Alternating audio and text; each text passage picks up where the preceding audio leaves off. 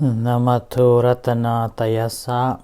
May I pay homage to Triple Zem, the Buddha, Dhamma, and the Sangha. My respect goes to my parents and my teachers.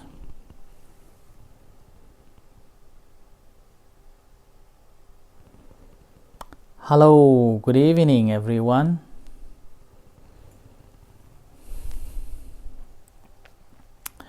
So today is Monday, the 19th of October 2020, and this is Achan Sujan from Warapune Meditation Center, Aberdeen, Scotland. And as usual, I'm here tonight to be with you. And thank you everyone for joining us tonight, this online Dhamma talk. So hello Gautam, hello Manish, Margaret, Colin, Anish, and everyone. So today is Monday. Again, we are here to continue our ongoing talk on the basis of the first discourse of the Buddha, the Dhammacakkappavattana Sutta. On that sutta, yesterday I mentioned that Venerable Kandanya became one of the first disciples of the Buddha by understanding the teachings of the Buddha. Here I must say that the moment when the Buddha realized that the Venerable Kandanya realized the teachings, he, the Buddha, was so happy. He was very glad. And with that gladness, he was convinced that there is a possibility that the teachings can be understood by people around. Because after he investigated, he realized that this subtle Dhamma, the teachings, is very difficult to understand for those who are still indulged in the sensual pleasure.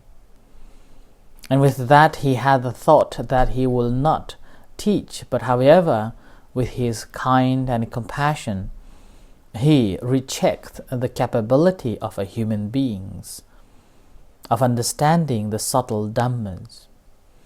And with that he realized that there are people who could understand this subtle Dhamma and be liberated. And with that thought he made the journey from Buddha Gaya to Saranath to meet these 5 ascetics.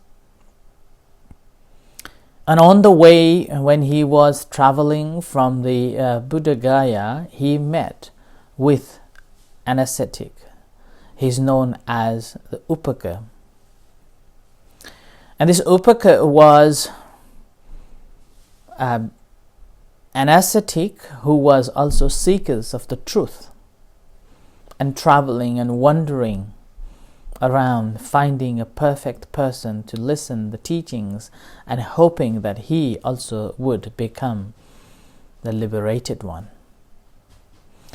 And while a Buddha was traveling, walking through the jungles to the Saranath, on the way, Buddha was taking a rest, having a rest under the tree where he saw the Upaka ascetic saw the Buddha sitting serene and very collected, calm and collected. His all senses were well collected, well preserved, well maintained. Having seen the Buddha, such a wonderful beauty and aura that projecting from him, and he was so calm and collectedly sitting under the tree, this ascetic thought that, this is something new. So he approached to the Buddha and asked, "Whom do you ordain for? Who is your teacher?" And in that, the Buddha, he replied saying that, "I am the Buddha.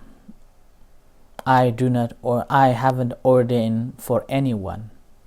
I am a liberated one." And further, because of seeing his beauty and charming personality of the Buddha, he thought that the Buddha must be the God, a God or a deity. So he asked, "Are you a deity, angel?" And he said, "No." And he said, "Are you a Naga?" Which is, there's a legend says that there are certain types of the Nagas, the celestial Nagas, could transform themselves into the human flesh and would come to the world. And this ascetic asks him, saying that, "Are you a Naga?" And the Buddha said, "No." "Are you a human?" The Buddha said, "No." This is a very interesting one. When he was asked that, "Are you a human?" he said, "No." And after that, "Who are you?" he asks. The Buddha said, "I am the Buddha, the awakened one." At that time, this ascetic didn't believe that the Buddha was the Buddha, the enlightened one.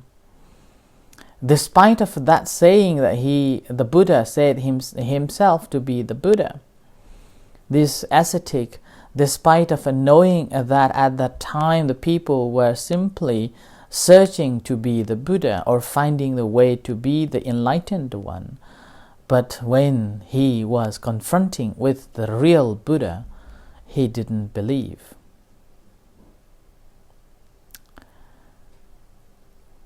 And with that, he simply said, maybe. That's why he is also known as Karaka, means, "Oh, maybe. And he shook his head and walked away. And that was a disappointment in my understanding, that Buddha wanted to present that reality face to face, that who he was, and then he wanted to show that this is the Buddha, now this is time for you to listen the teachings. And he, the Upaka, didn't believe and just walk away. So with that, I understood, or my understanding is that the day when the Buddha met the 5 ascetics along with this Kandanya, changed the way to introduce himself. Rather than he saying that I am the Buddha, he said, I have realized the truth. And rather than saying that, you must listen, he said, have I ever tell you that I have been enlightened? And with that, the 5 ascetics were happy to listen the teachings of the Buddha. And this again, we can see a lot of stories these days that they come across with the venerable monks, or they come across with the teachers, meditation masters, and will talk and ask the questions about how to do the meditation, how to practice the meditation. And then, after talking, normally they think that, oh, that makes sense. I think I will come and do it. Oh, I must do it. And this, I will come and do it, and I must do it. That is just for that time. It never happened for many, many months, if not years. And it's very sad to know. And it's like Upaka, an ascetic who came across with the real Buddha and had an opportunity to discuss with him, and yet fail to get the right knowledge and to liberate himself. The scripture says that later on, this Upaka Ajivaka again came back to the Buddha and became a monk and liberated himself. So like that. And then after Buddha met these 5 ascetics, as I said, the Buddha then again introduced these 4 Noble Truths and the 8-fold Noble Path that is on the base of this first discourse of the Buddha. And that is the reason when the very moment when the Buddha realized that Kondanya has understood the teachings that he was trying to share, that very moment, the gladness arose in him, and that's why he said, Anyasi watabho kondanyo, Anyasi watabho kondanyo. He said twice that now Venerable Kondanya has understood. Now Venerable Kondanya has understood. With these 2 words, he was, with the gladness, he proclaimed the ability to be enlightened. And here we have to remember that the Kondanya was so learned, so talented, and so skilled, who, when the Buddha himself was only the 7 years old, predicted that the Buddha to be in the future. And he became the disciples of the Buddha and attained the Sotapanna, the first noblehood. And the Sotapanna, attainment of the Sotapanna, according to the scripture, what we find that we have to have the right friend or noble friend. We have to associate with the noble friends, and this association with foolish ones. And this also comes under the 38 highest blessings. And this is the first thing in our life that one has to do, is to disassociate with any foolish people, a foolish person, or having no friendship with the bad people. And it's very, very difficult. And there are many questions may come, who is a bad person or who is a foolish person? And how do we know that the person is wise and the person is a noble one? So this is a very difficult question. At the very moment when we realize that someone who is knowledgeable and always giving us good advice for the goodness of our life, and as well as for any work that we have been doing, he is supportive, always giving us good advice. And most importantly, when we are committing or doing any bad actions or any bad behaviors, he's there to tell us off. And when we are doing something, he's there to praise us. And that sort of a person is known as the wise one for us, noble one, or called noble friend. We need that. When we have that kind of a friends, we should be associated with and always listen and find time to go and talk to them and listen their advice. And not only the listening of their advice, but also try to practice in accordance with that. And with that practice, one would be able to attain the first noblehood. And Venerable Kondanya was so lucky enough, as he was making vows and making all the possible ways to be closer to the Buddha. Finally, he was in association with the Noble One and got enlightened. And this is what we have to think as well.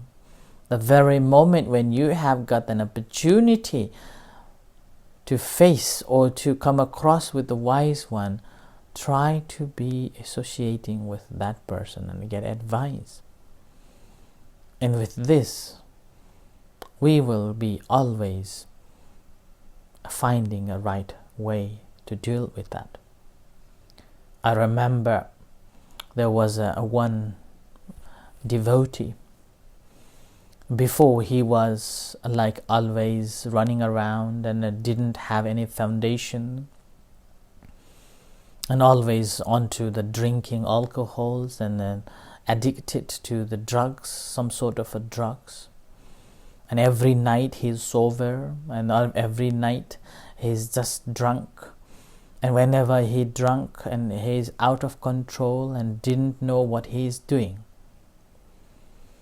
And later on, when he came across with me and had a talk and a chat, and I always encourage him to give up these bad habits, and I always encouraged him to go and study, and always encourage him to improve his qualifications, and always encourage him to do good things.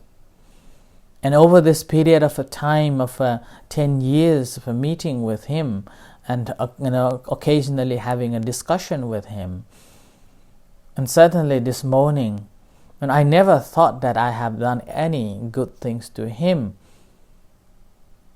but although he didn't listen my advice at that time, it appears that he was listening those advices. And this morning when he rang me and discussed and talked to me, saying that throughout this time of a meeting with you, you have been telling me off for things that I've been doing which is not right, and you've been encouraging to do good things for the further education, looking for self-development, and finding ways to get some meditation and spiritual development, learning like that. And now suddenly, somehow, I don't know why, I don't know how, this morning he said that he's been contemplating on that ever since he met with me, he has changed significantly, and his life become much, much better than the past. And I felt very happy, I felt like something is going good. Sometimes I do feel that, when I normally nag of people, now you should be doing that, you should be doing this, and it will bring you luck, like that.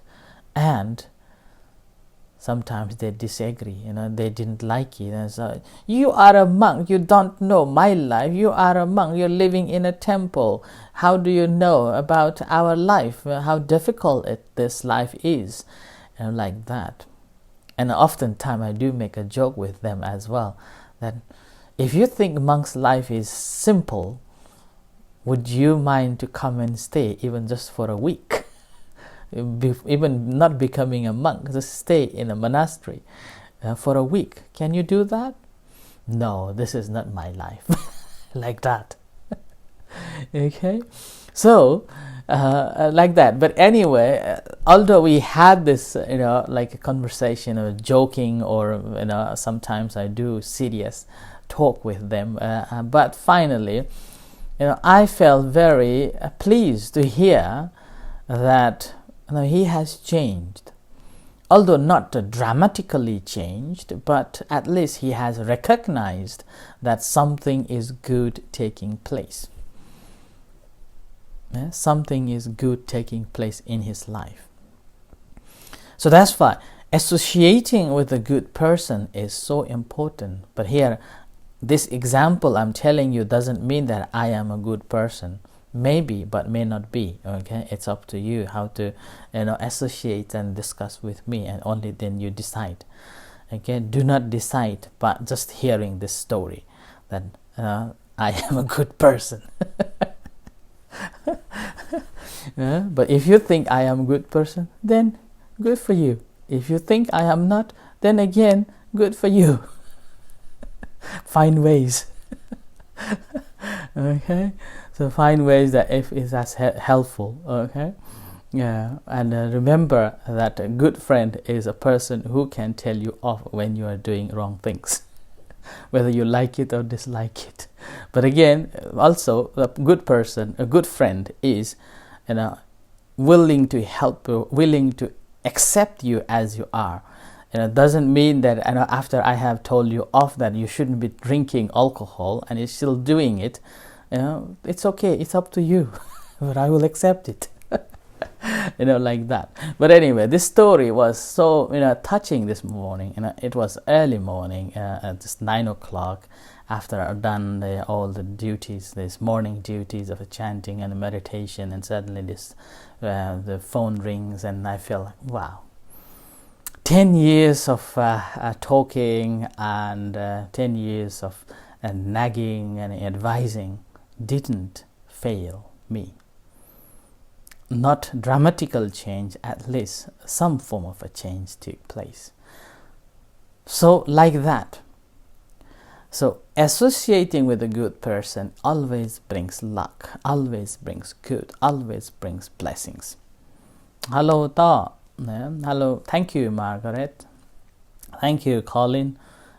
So like that.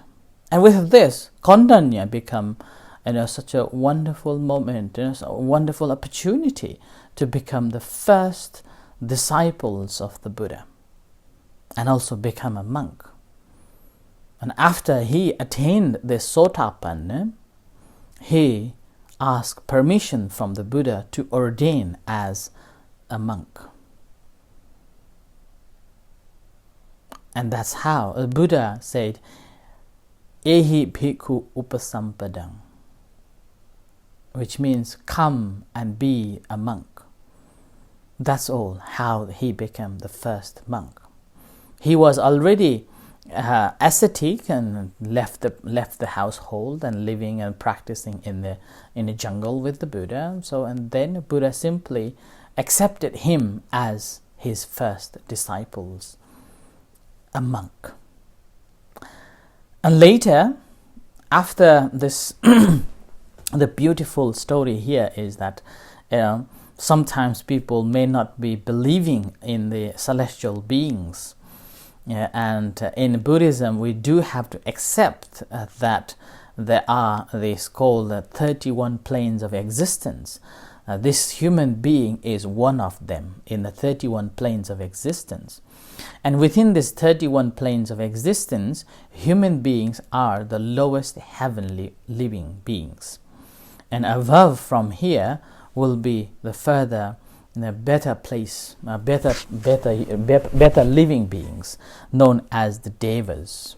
And it starts from Bhumma Deva, the deities that are living in the earth along with the human beings.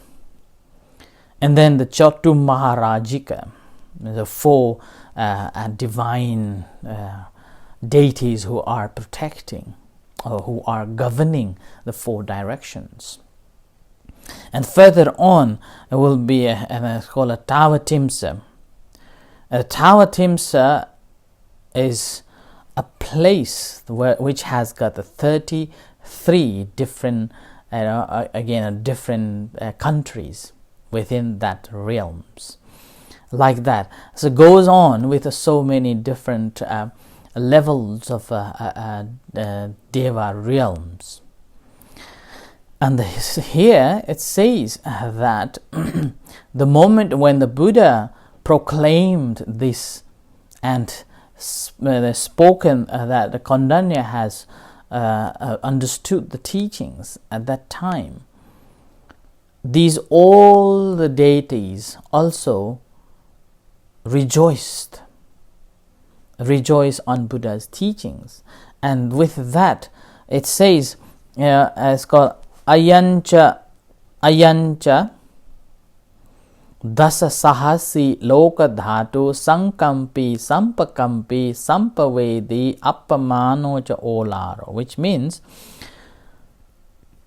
10,000 10,000 world system. So Dasa Sahasi Loka Dhatu. So 10,000 world system was shaken. Sankampi, Sampakampi, it was shaken. Sampavedi was like a so shaked. Appamano ja olaro, the light was so aroused in this 10,000 world system. More than the light was so bright that more than any deities could have in their life. So that's why, this modern scientists are trying to convince and trying to present this new world system, saying that parallel world system, or there are multiple world system in this universe, is so new, which already Buddha said in 2,600 years ago as 10,000 world systems. Tassa Sahasi Loka Dhatu was already shaken by his teachings, and simply they all were able to hear his teachings, and everybody rejoiced his teachings, and that's how the world system was at that time. So that's why, and then after that it says Atako Bhagava Udhanang Uthanesi. So after the world, the 10,000 world system was shaken, all the beings in different realms above the human realms, rejoiced in his teachings at that time. Then the Buddha proclaimed that the Kondanya has understood. Kondanya has understood. So that's how, when a teacher sees his one student is fully understood, has fully understood his teachings, what he is trying to say, then that brings such a joy and happiness which you cannot explain by the words, which I have also seen the examples, and I have also experienced it too. Over this 10 years of a time of a teaching here in the West, I have seen so many people have understood at least of what a meditation is, at least of seeing the meditation helping their life. And when I hear those feedbacks, I feel like my job is done. As being a teacher, indirectly being a teacher to them, I feel so happy and so rejoiced and so rewarding. And I feel like that I become a monk, have nothing, and all I am given, the shelter, the food, the travel, and everything, simply because I am following the Buddha, and with the blessings of the Buddha I am given all the facilities, and now I am simply repaying by sharing his knowledge and lighting the candle and sharing that candle from one to the another. And whenever someone can light another candle, and bringing the bright light to someone else, then even that makes me more happier. So that's how we can rejoice and we can share this good message, good knowledge, for the peace and harmony of ourselves and then to others. So I offer this for tonight's reflection. Thank you everyone for listening, and may you all be well and happy. May you all be enlightened as the Venerable Kondanya. With this I end for tonight. Thank you, and may the Buddha Dhamma Sangha bless you. In a few moments' time, we're going to have a chanting and guided meditation. You're most welcome to join with us. Otherwise, we'll see you tomorrow. Thank you.